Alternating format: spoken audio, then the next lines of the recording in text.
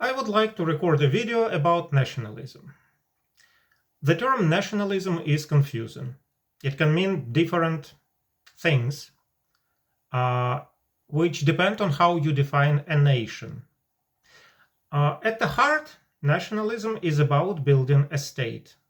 But what kind of state?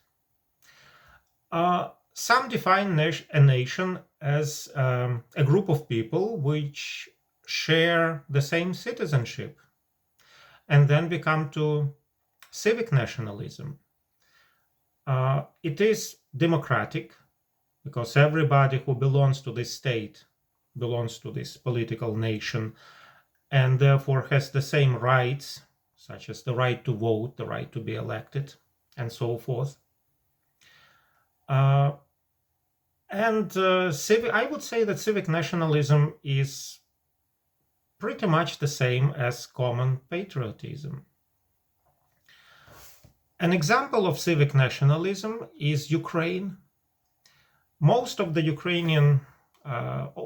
population of Ukraine are ethnic Ukrainians, but there is a significant part who are ethnic Russians. And then there are minority groups such as Crimean Tatars, Jews, Poles, Romanians, Hungarians, Roma, I do not know, Azerbaijani, etc.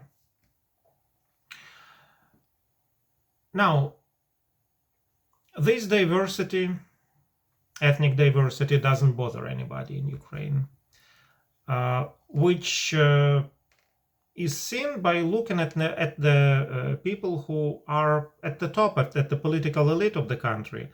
The president of Ukraine, Volodymyr Zelensky, is Jewish. The Minister of Defense, Rustem Umerov, is Crimean Tatar, and the Commander-in-Chief, Alexander Syrsky, is ethnic Russian.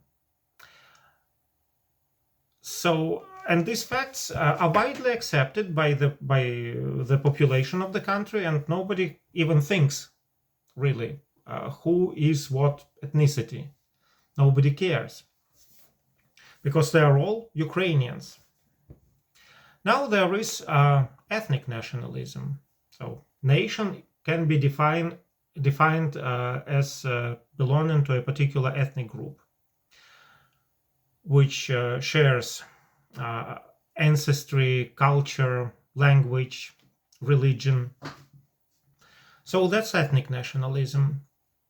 It has been a powerful force in the creation of such states as Ireland.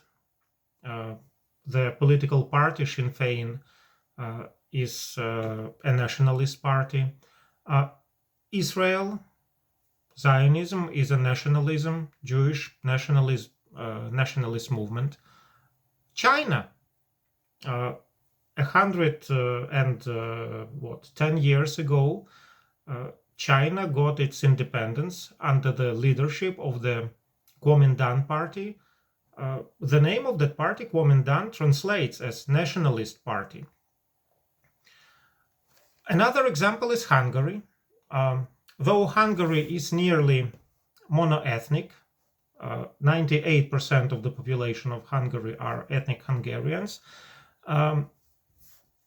Monoethnicity alone does not necessarily imply ethnic nationalism, because I am not aware of any efforts done by the Hungarians to create an ethnic state. It just happened. But what does matter is how the state treats Hungarians, ethnic Hungarians, who live outside of that state and do not have Hungarian citizenship. So the Hungarian government takes an active role in advocating for the rights of ethnic Hungarians who live outside of the country and do not have Hungarian citizenship, such as Romanian Hungarians or Ukrainian Hungarians, or you name it, like all neighbors. This includes offering them citizenship, vocalizing concerns over how they are treated abroad, whether or not they receive education in Hungarian language. It seems to be important for the Hungarian governments. But Sometimes this involvement can be even seen as interference in the domestic affairs of the neighboring countries, framed as defending cultural kin.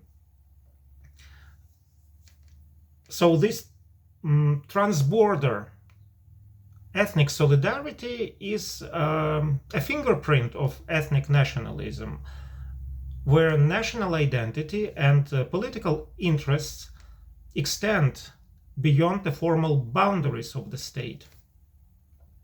Now, of course, there is nothing intrinsically wrong, intrinsically bad about ethnic nationalism, as long as it does not turn into integral nationalism. This is the extreme kind that puts one ethnic group above all others and often leads to exclusion or wars. So the most infamous example is, of course, the Nazism, which stripped rights and sometimes lives from those ethnic groups in Nazi Germany that deemed outsiders. Integral nationalism is not just an ideology. It is, when it becomes active, when it takes action, then it is a crime. It is a criminal ideology. It justifies oppression, justifies discrimination, violence under the banner of ethnic supremacy. Whether it's excluding citizens from public service because of their heritage, or denying minorities civil rights, or launching wars in the name of ethnic dominance, integral nationalism transforms the state into an instrument of brutality, into an instrument of a crime, rather than a protector of its people who live inside the state. An example, modern example of such a criminal state is Russian Federation. And the war, the criminal war that Russian Federation has launched against neighboring Ukraine, killing hundreds of thousands of people, soldiers, thousands of civilians, millions of civilians have been displaced, lost their homes, lost their relatives, all because of the integral nationalism inherent in the Russian state. The key elements that align with the definition of integral nationalism of Russian Federation include suppression of minority voices within the state, justifying military aggression as a defense of ethnic Russians or Russian speakers that do not belong by citizenship, that do not belong to Russian Federation, and therefore should not be a concern of Russian state.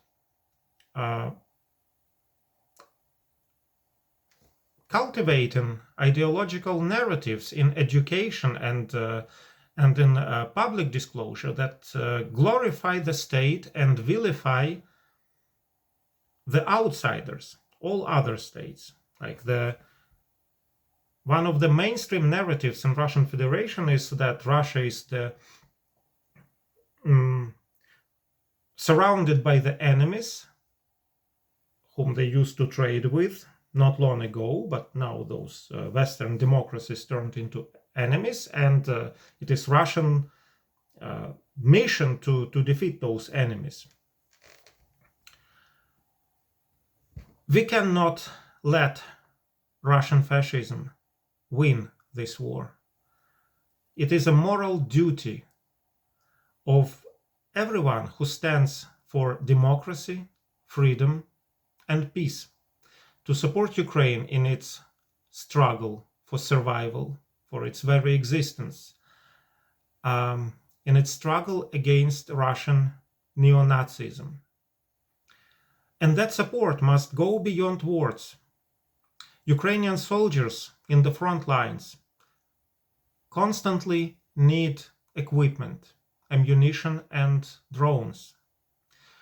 If you believe that the values of liberty and freedom and justice are important, I urge you to make a donation to support Ukrainian armed forces.